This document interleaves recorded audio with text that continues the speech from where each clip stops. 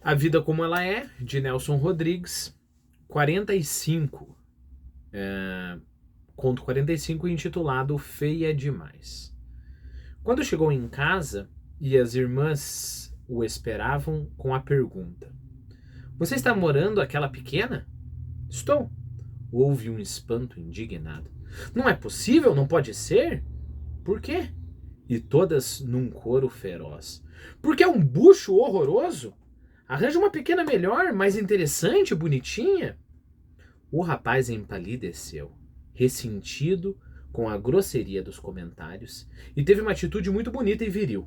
Primeiro chamou todo mundo de espírito de porco, em seguida anunciou: Pois fiquem sabendo que eu vou me casar com esse bucho. Até logo! Virou as costas e foi jogar sinuca no boteco da esquina. A pequena.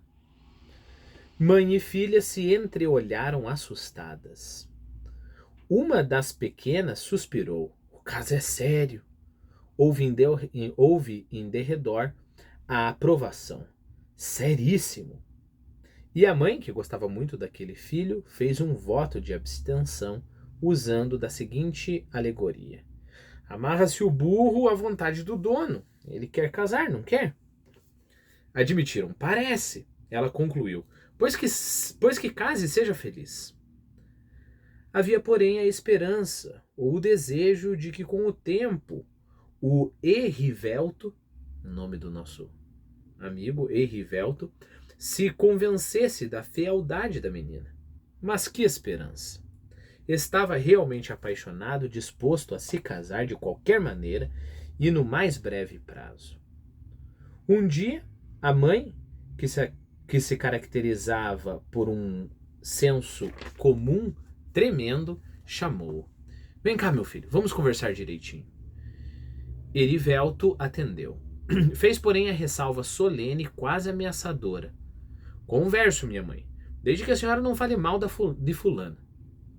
A outra admitiu mais do que depressa. Evidente, eu até gosto da menina. Pigarreou e prosseguiu. Você quer casar, não quer? Quero. Veio então a pergunta a queima-roupa. Mas com que, meu filho? Casar com a roupa do corpo não é possível. E você, aqui para nós, não ganha o suficiente. O rapaz ergueu-se, ficou andando de um lado para o outro com as duas mãos no bolso e, de repente, estacando, definiu-se. Minha mãe, sabe qual é a minha opinião? É a seguinte: o que decide na vida é o peito. Vou me casar no peito. De noite, com a pequena, contou o episódio, interpelou-a. Topas morar num quarto comigo? Era um momento crucial. Jacira, porém, foi magnífica. Respondeu à altura. Com você, meu filho? Eu topo tudo. Feia como a necessidade. A verdade é que, num clima de paixão, tanto o rapaz como a pequena estariam dispostos a morrer de fome. Erivelto teve o trabalho de burilar uma frase a propósito dos matrimônios pobres. O casamento, dizia ele, é uma questão de amor e não de boia. Em vão o advertiram. Olha que vais dar com os burros na água, replicava otimista. Paciência.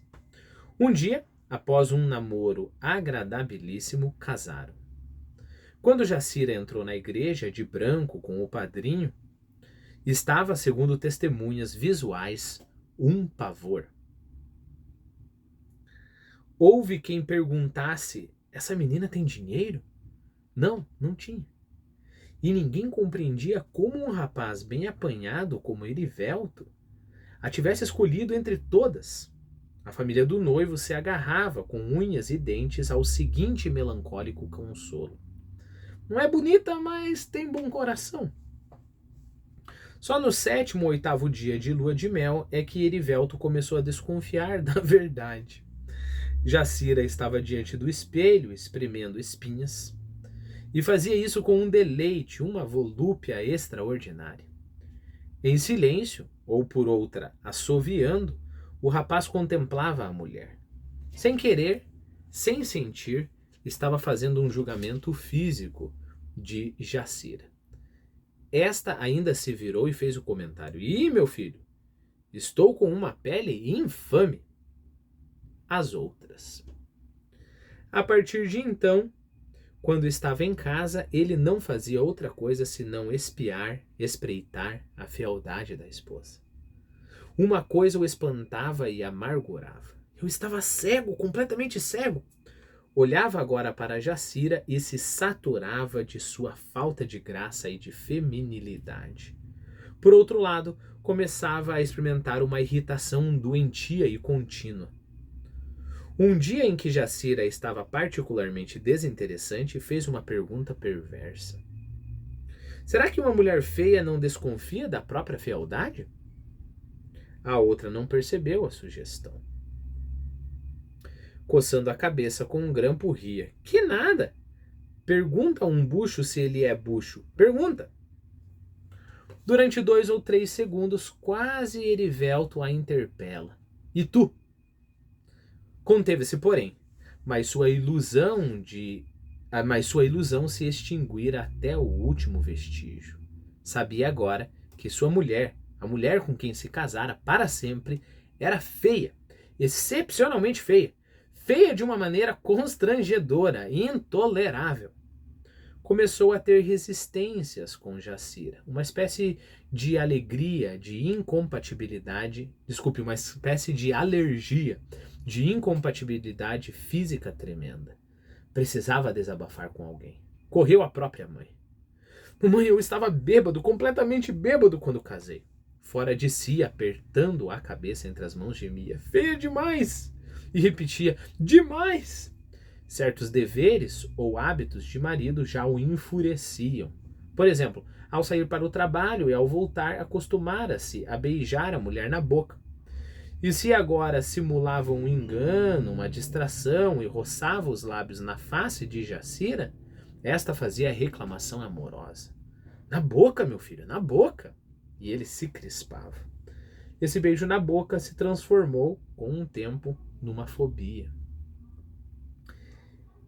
Por outro lado, na rua, no ônibus, ficava fazendo confrontos entre as transeuntes e Jacira. Se encontrava uma mais jeitosa, delirava. Isso que é corpo! Ou então, que rabinho! E se estivesse com um amigo, cutucava. Olha que espetáculo! A amante.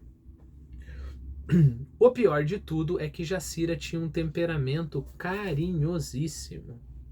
Gostava de dar e receber carinho. De noite, quando Erivelto chegava, ela vinha se sentar no seu colo e se derramava em dengues. Tu gostas da tua gatinha? Gostas? Exasperado e fazendo um esforço para se conter, rosnava. Sossega! A hora para tudo, vamos jantar.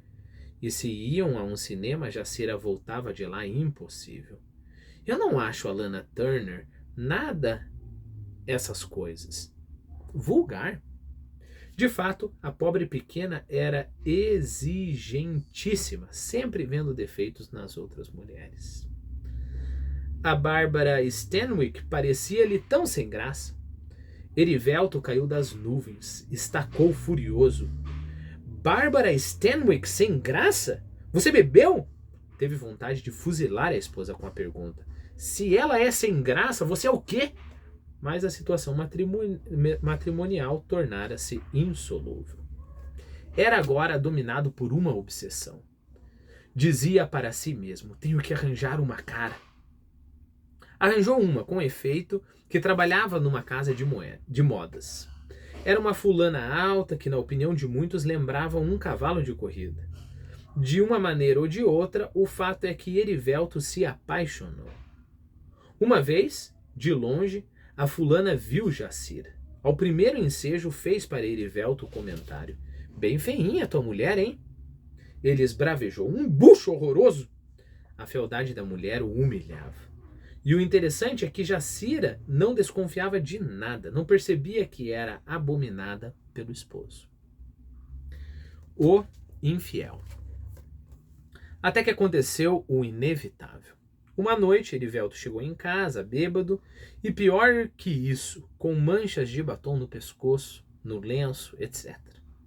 Ela então, que jamais admitirá a hipótese de uma infidelidade, virou uma autêntica leoa. Avançou para o marido de dedo em riste, esganiçava-se. Que é isso? Que negócio é esse? Bambo em cima das pernas, o marido teve uma sinceridade de ébrio. Tem uma amante, tem uma amante! A princípio ela não compreendeu. Repetiu no seu assombro. Uma amante? Mas já o rapaz rolava na cama, ficava de bruços, resmungando coisas ininteligíveis no seu idioma de bêbado. Ela, subitamente feroz, o revirou, segurava-o pela gola do paletó, sacudia-o e gritava: Eu também vou te trair, ouvistes? De manhã, quando Erivelto acordou, ela que não dormira repetiu: Vou fazer o que você me fez, por essa luz que me alumia. Tragédia. Não teve pressa. Durante 48 horas debateu-se em dúvidas medonhas. Trair era ou devia ser facílimo. Restava, porém, a pergunta: com quem? Passou em revista todos os amigos e conhecidos. Ia excluindo um por um através de um processo eliminatório. Acabou se fixando num amigo do marido, um tal de Mascarenhas. Telefonou-lhe sem dizer quem era. E o outro, ouvindo uma voz feminina, inflamou-se. Queria um encontro imediato num lugar assim. Ela foi bastante feminina para adiar a entrevista. Depois de uns 15 dias de telefone, Jacira submeteu-se. O outro marcou hora e deu o endereço de um apartamento que mantinha para tais aventuras. 2 horas depois, ela estava lá, apertando o botão da campainha. O próprio abre e Jacira invade o apartamento. Ele parece atônito, não compreende. Jacira percebe nos seus lábios uma expressão de descontentamento quase cruel.